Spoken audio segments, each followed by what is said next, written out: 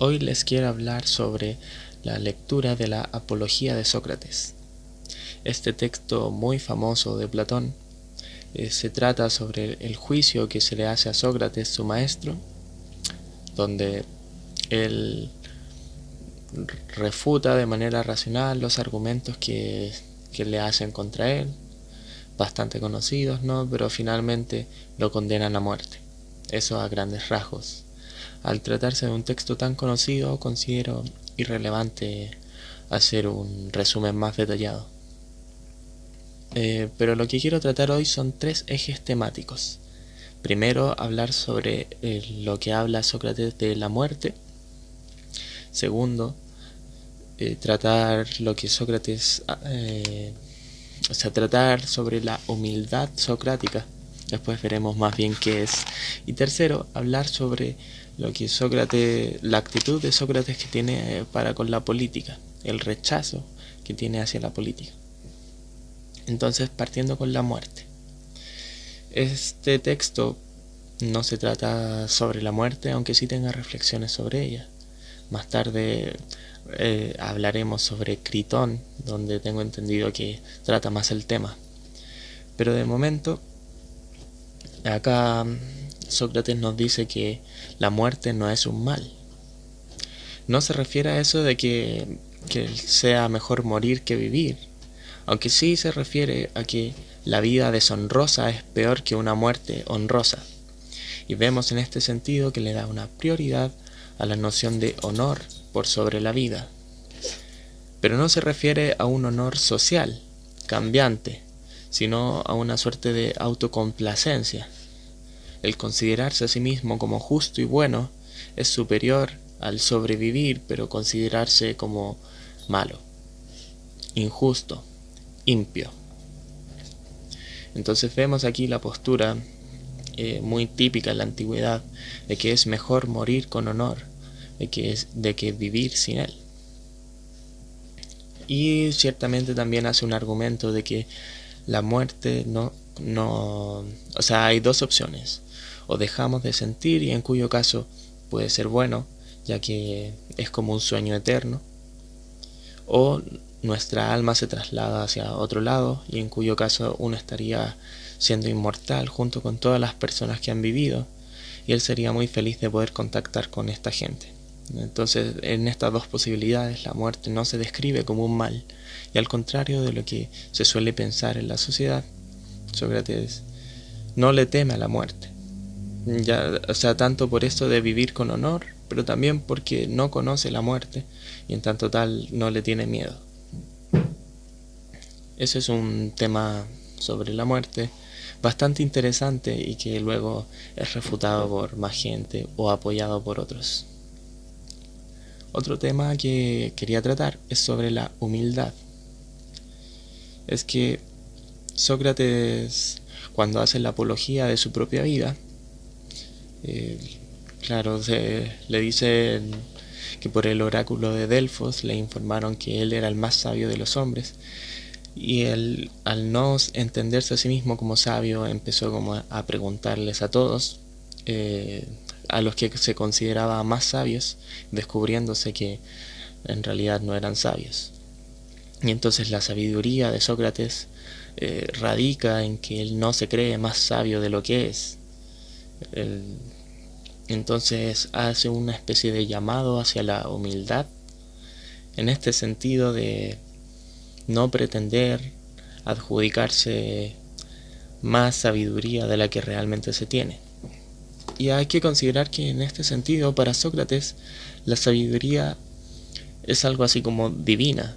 Nosotros somos imperfectos y hacemos lo posible por descubrir por medio de la razón a la sabiduría. Probablemente se refiere a una noción ideal, a conocer las ideas que luego Platón perfeccionaría mucho más en su teoría ontológica. Pero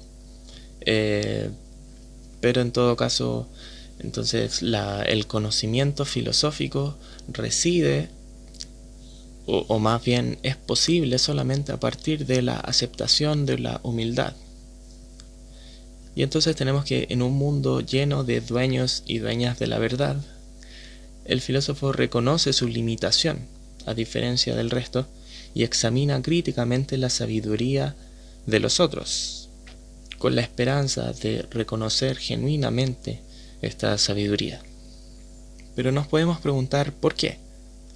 ¿No le vale construir su propia teoría, encerrándose en un cuarto y creando una teoría filosófica? En realidad sí, pero estas teorías que uno tenga, para que sea sabiduría y conocimiento verdadero, debe estar conectado con el saber del mundo. Debe aspirar a explicar más que las otras hipótesis. Entonces no se trata de crear un sistema filosófico que sea consistente pero aislado del mundo, sino que el conocimiento es conocimiento también del mundo, y es por eso que no nos podemos desligar de los otros. Y de ahí que la humildad, el no reconocerse como sabio, implica también en acercarse hacia el mundo. Una especie de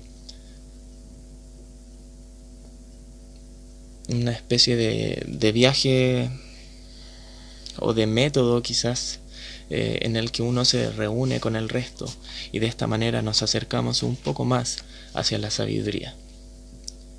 Y el tercer tema que quería tratar es sobre el rechazo a lo político.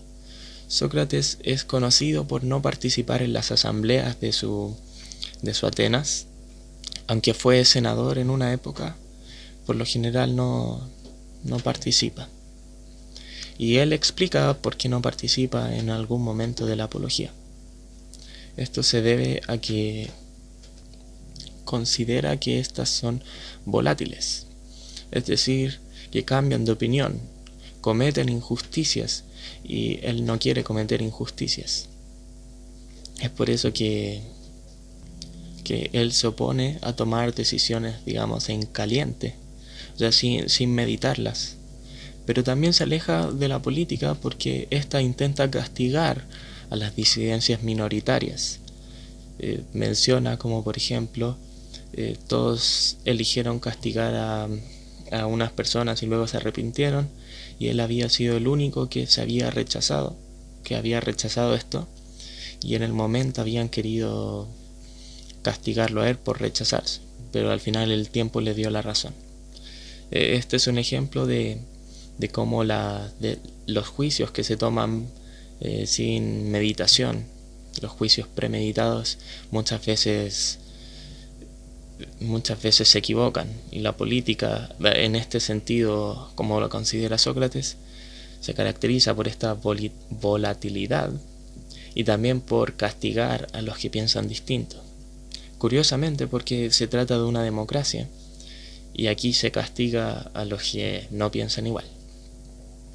Pero pese a esto, Sócrates no abandona su rol político. Actualmente nosotros solemos distinguir entre esfera pública y esfera privada, como si fueran esferas totalmente aparte, pero considerando lo público como la participación política y lo privado como mis propios negocios, mis propias relaciones personales. Pero en el caso de la Atenas de ese tiempo no era tan así, y vemos como Sócrates es un personaje público que habla con todos y que se está moviendo por la ciudad, a pesar de que no participe en las asambleas. Entonces, ¿y hoy deberíamos alejarnos de la política? Sócrates ciertamente haría un llamado a la mesura y a alejarse de los juicios apresurados. Desconfiaría de los políticos que pretenden ser sabios. Pero esa desconfianza se convertirá en rechazo solo cuando se compruebe la hipocresía de los sabios, o sea, cuando se adjudican sabiduría siendo que realmente no lo es.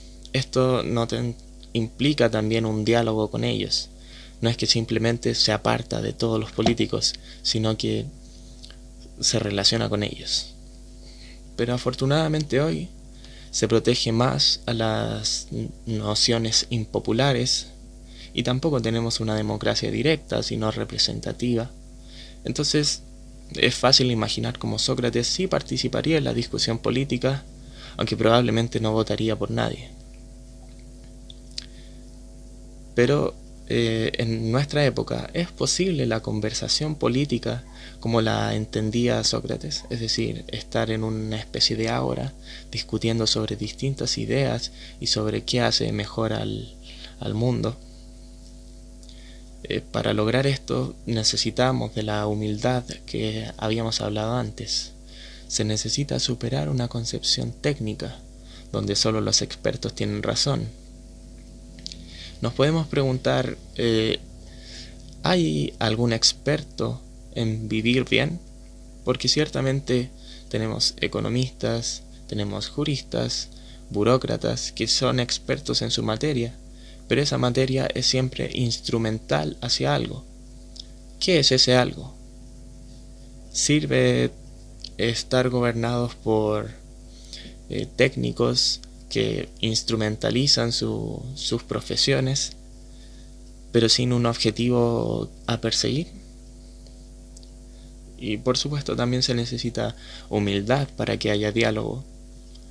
No puede haber diálogo si hay dos personas o más que pretenden tener la verdad absoluta y que llevan a posturas inconmensurables. Hay que partir desde un punto común quizás, o partir desde la postura del otro e intentar refutarlo y hacerle ver que en realidad lo que pretende saber no sabía, como diría Sócrates. Pero en todo caso siempre está esta noción de participar en la vida pública, porque solo a través de ella podemos obtener un conocimiento verdadero. Y es así como Sócrates sí participaría en nuestra sociedad.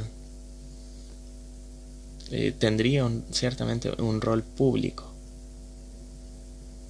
Esos son mis comentarios sobre la apología de Sócrates.